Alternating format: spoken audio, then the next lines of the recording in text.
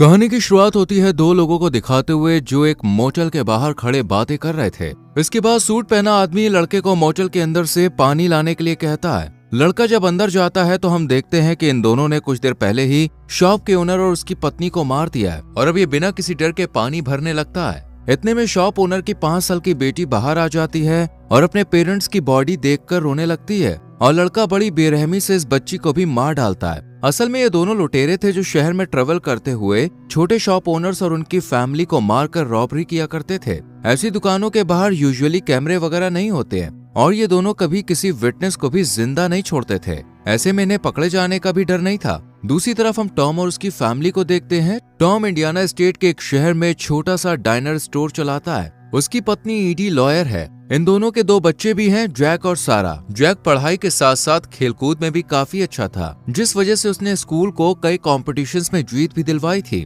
लेकिन इसके बावजूद बॉबी नाम का एक लड़का उसे खूब बुली करता है, जिस वजह से सभी उसे लूजर समझते हैं। वहीं सारा की उम्र अभी बहुत छोटी थी। पूरा परिवार खुशी खुशी अपनी जिंदगी गुजार रहा था। एक रोज जैक अपने स्टाफ के साथ स्टोर बंद करने की तैयारी कर ही रहा था कि तभी वो दोनों लुटेरे उसकी दुकान में एंटर करते हैं। टॉम उन्हें बड़े प्यार से कुछ भी देने के लिए इनकार करता है, लेकिन ये लोग उसके स्टाफ पर बुरी तरह से चिल्लाते हैं। ये देखकर टॉम भी इन्हें कॉफी सर्व कर देता है और अपनी वेट्रेस को घर जाने के लिए कहता है, लेकिन एक रॉबर उसे पकड़कर गलत तरह से छूता है, जबकि दूसरा लुटेरा गन निकालकर टॉम पर तान देता है। टॉम उसे सारे पैसे देने को तैयार था, लेकिन वो रॉबर तो यहाँ मौजूद हर शख्स को मारना चाहता था। अब जैसे ही टॉम को ये बात समझ आती है, वो कॉफी का मग उसके मुंह पर दे मारता है और उसकी गन से उसी के साथी को मार डालता है। अपने आप को बचाने के लिए पहले रॉबर टॉम के पैर पर वार करता है, लेकिन टॉम फिर भी हार नहीं मानता और इस रॉबर को शूट करके मार डालता है। दुकान में बैठा हर शख्स ये देखकर हैरान था कि टॉम जैसा आम इंसान भला इतनी आसानी से 2 लुटेरों को कैसे मार सकता है। इसके बाद टॉम को हॉस्पिटल में पहुंचाया जाता है और देखते ही देखते ये खबर पूरे शहर में फैल जाती है। शहर भर में टॉम को एक हीरो की तरह रिप्रेजेंट किया जाता है। इवन टॉम जब हॉस्पिटल से डिस्चार्ज होता है तो मीडिया उसका इंटरव्यू लेने के लिए उसके घर पहुंच जाती है, लेकिन टॉम पोलाइटली उन्हें मना कर देता है। साथ ही कहता है कि वो कोई हीरो नहीं है, बल्कि उसकी जगह कोई और होता तो भी वो यही करता। इसके अलावा शहर से लोग भी टॉम को कांग्रेचुलेट करने के लिए पहुंचे थे। टॉम का बेटा जैक भी अपने फादर से बहुत खुश था, क्योंकि टॉम की वजह से पूरे शहर में परिवार की वैल्यू बढ़ गई थी। इतने में ईडी की नजर घर के बाहर सड़क पर पड़ी एक काले रंग की गाड़ी पर जाती है, जो कि बहुत देर से उनके घर पर नजर रखे हुए थी। टॉम को लगता है कि ये गाड़ी भी किसी मीडिया चैनल की होगी, इसलिए वो बाहर नहीं जाता है और अगले ही दिन टॉम के स्टोर पर ज्यादा से ज्यादा लोग विजिट करते हैं। हर कोई टॉम की तारीफ करता है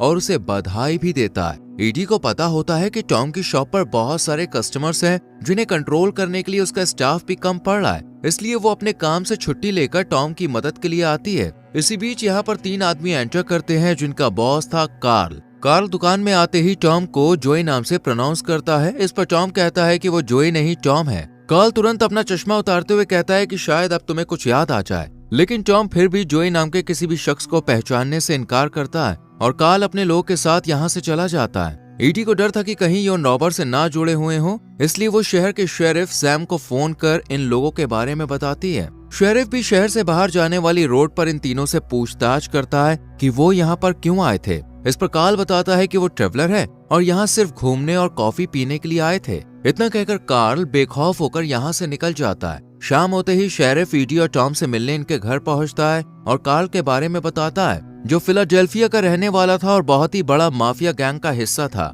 इन सभी के नाम कई सारे केसेस भी फाइल थे, लेकिन अमीर होने की वजह से वो पैसों के दम पर हर बार बच जाते थे। हालांकि शेरिफ को जोई के बारे में कुछ नहीं पता था, लेकिन उसके भाई रिची क्यूसिक के बारे में पता चला था। वो खुद भी क्राइम वर्ल्ड से जुड़ा हुआ था, लेकिन शेरिफ को ये बात समझ नहीं आ रही थी कि जोई या कार्ल का टॉम से क्या कनेक्शन है। टॉम भी कहता है कि वो कार्ल या जोई के बारे में कुछ नहीं जानता। इसके बाद शेरिफ इन्हें अलर्ट करके यहाँ से चला जाता है। वहीं टॉम देखता है कि वो काली गाड़ी अभी भी वहीं खड़ी थी, यानी कि कार्ल और उसके आदमी अभी भी टॉम और उसकी फैमिली पर नजर रखे हुए थे। इसलिए वो अगली सुबह अपने डाइनर स्टोर को खोलता है और वहाँ अकेले ही बैठ जाता है। इतने में वो काली गाड़ी उसके डाइनर स्टोर के सामने आकर खड़ी हो जाती है और कुछ देर वहाँ रहने के बाद वो टॉम के घर की दिशा में आगे बढ़ती है। टॉम को भी लगता है कि ये लोग उसके घर जा रहे हैं, इसलिए वो गाड़ी का पीछा करता है, लेकिन उसके पास कोई व्हीकल नहीं था। इसलिए वो ईडी को फोन कर गन निकालने को कहता है। साथ ही बताता है कि कुछ लोग घर आ रहे हैं, पर जो भी आए ईडी को सीधा गोली चलानी है। कुछ देर बाद टॉम भी अपने घर पहुंच जाता है। वो जैसे ही अंदर घुसता है तो ईडी को देखता है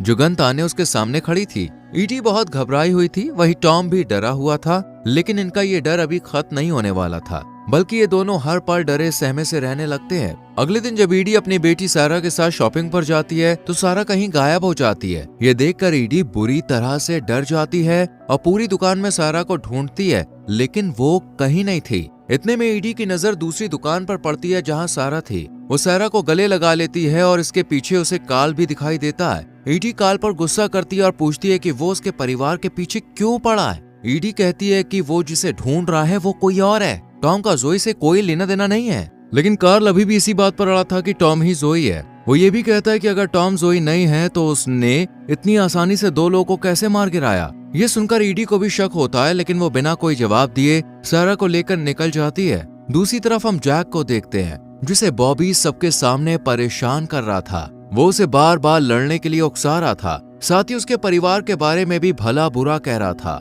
ये सुनकर जैक के सब्र का बांध टूट जाता है और वो बॉबी को इतना मारता है कि उसे हॉस्पिटल में एडमिट करना पड़ता है। जब ये बात टॉम को पता चलती है तो वो जैक को खूब डांटता है, साथ ही समझाता है कि किसी से झगड़े का मतलब ये नहीं है कि उसे हॉस्पिटल ही पहुंचा दो। लेकिन जैक का कहना था कि उसे बॉबी को सीधा गोली मार देनी चाहिए थी। ये सुनकर टॉम जैक को एक जोरदार थप्पड़ मारता है और जैक गुस्से में घर से चला जाता है। टॉम जब बाहर देखता है तो वहाँ अभी भी कार्ल की गाड़ी खड़ी हुई थी। इतने में ईडी भी घर आ जाती है और मॉल में हुई घटना के बारे में बताती है, जिससे टॉम गुस्से में गन लेकर बाहर जाता है। कार्ल टॉम के ठीक सामने अपने दो साथियों के साथ खड़ा हुआ था। वो टॉम से कहता है कि अब और झूठ ना बोलो, क्योंकि वो ही जोई है। इसके बाद वो उसे अपने साथ फिलाडेल्फिया चलने को कहता है, लेकिन टॉम हर बार इनकार करता है। इतने में कार्ल का आदमी गाड़ी में से जैक को बाहर निकालता है और उसके सर पर गन पॉइंट कर देता है। कार्ल यहाँ टॉम के पूरे परिवार को खत्म करने की धमकी देता है, जिस वजह से टॉम के पास कोई रास्ता नहीं बचता। इसलिए वो कार्ल के साथ चलने के लिए मान जाता है, जिस पर कार्ल जैक को छोड़ देता है। टॉम जैक और ईडी को समझा बुझाकर घर के अंदर भेज देता है, लेकिन दोनों अभी भी खिड़की से बाहर का नजारा देख रहे थे, जहाँ टॉम कार्ल को बड़े प्यार से कहता है कि वो यहाँ से चला जाए, वरना बहुत बुरा होगा। ये सुनकर कार्ल का एक आदमी गुस्सा हो जाता है और टॉम पर बंदूक तान देता है, लेकिन टॉम उसका हाथ तोड़कर उसके मुंह पर तब तक वार करता है जब तक कि वो मर नहीं जाता। वहीं दूसरा आदमी टॉम को शूट करने के लिए बंदूक उठाता है, पर इससे पहले ही टॉम उसे भी शूट करके मार डालता है। इतने में कार्ल टॉम के कंधे पर गोली मार उसे गिरा देता है। इस पर कार्ल उससे उसकी आखिरी इच्छा पूछता है, क्योंकि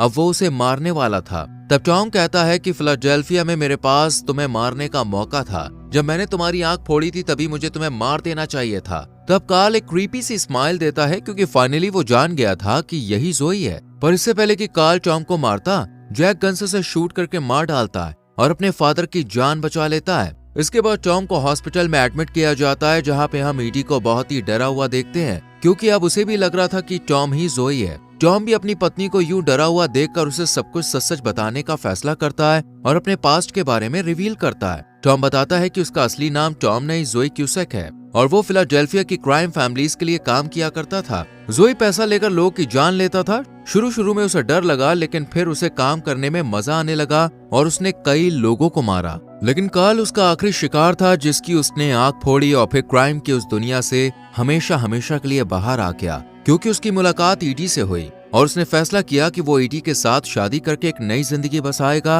और नॉर्मल लोगों की तरह अपनी लाइफ जिएगा। जोई उर्फ टॉम नॉर्मल फैमिली मैन की तरह रहते रहते ऑलमोस्ट ये भूल ही गया था कि उसका एक पास्ट भी है जो कभी उसके सामने भी आ सकता है। ये सुनकर ईडी को बहुत बड़ा झटका लगता है, क्योंकि इतने सालों में उसे कभी भी इस बात की भनक ही नहीं लगी कि टॉम एक गैंगस्टर था। हॉस्पिटल से डिस्चार्ज होने के बाद टॉम नोटिस करता है कि शहर भर में उसके कैरेक्टर को लेकर सवाल उठ रहे हैं। हर कोई उसे गैंगस्टर वाली नजरों से देख रहा था। इवन उसका बेटा जैक भी उसे गैंगस्टर कहकर पुकारता है। इसी बीच शेरिफ टॉम के घर आता है, क्योंकि वो शहर भर में चल रही अफवाहों का सच जानना चाहता था। शेरिफ टॉम और ईडी दोनों से पूछताछ करता है और यहाँ ईडी सब कुछ जानने के बाद भी अपने पति का साथ देती है और कहती है कि ना तो वो किसी जोई को जानती और ना ही टॉम का कोई क्रिमिनल बैकग्राउंड है। वो बस एक आम इंसान है और आम लोगों की तरह ही रहना चाहता है। ईडी की बातें सुनकर शेरिफ भी यहाँ से चला जाता है। वहीं ईडी टॉम से फिर से बात करना बंद कर देती है, लेकिन आखिरकार टॉम उसे मना लेता है। देर रात को टॉम को रिची नाम के एक आदमी का फोन आता है और वो उसे तुरंत फिलाडेल्फिया आने को कहता है। टॉम जानता था कि अगर वो नहीं गया तो उसके परिवार पर खतरा आ सकता है,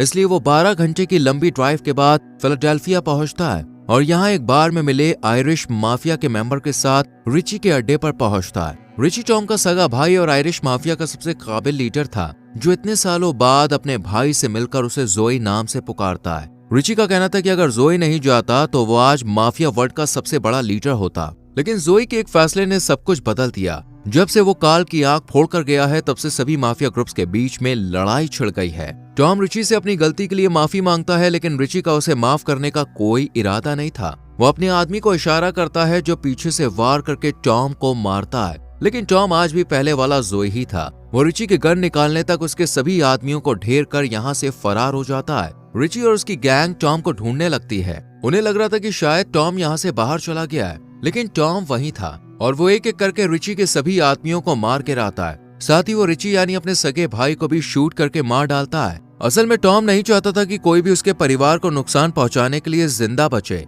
इसलिए वो एक एक करके रिची और उसके हर साथी को मार गिराता है और फिर रिची के घर में बने पॉन्ड में अपने चेहरे और कपड़ों पर लगे खून को साफ करके एक बार फिर से अपनी नॉर्मल जिंदगी यानी टॉम की लाइफ में लौट आता है। पूरे 12 घंटे की ड्राइव के बाद टॉम एक बार फिर से अपने घर पहुंचता है, जहां ईडी, सैरा और जैक खाना खा रहे थे। यहाँ छोटी सी सैरा अपने फादर के लिए प्लेट लेकर आती है और जैक उसे खाना सर्व करता है, यानी अब टॉम की फैमिली ने उसे माफ कर दिया है। ये देखकर टॉम की आंखें भी भर आती हैं और इसी के साथ ये कहानी यहीं खत्म हो जाती है। तो दोस्तों, कैसी लगी आपको ये मूवी? अच्छी लगी हो तो प्लीज लाइक और शेयर करें और चैनल को सब्सक्राइब करके बेल आइकॉन प्रेस करें, जिससे आपसे आने वाली मूवीज एक्सप्लेनेशन मिस ना हो। मिलते हैं अगली वीडियो में। Till then, bye bye, take care.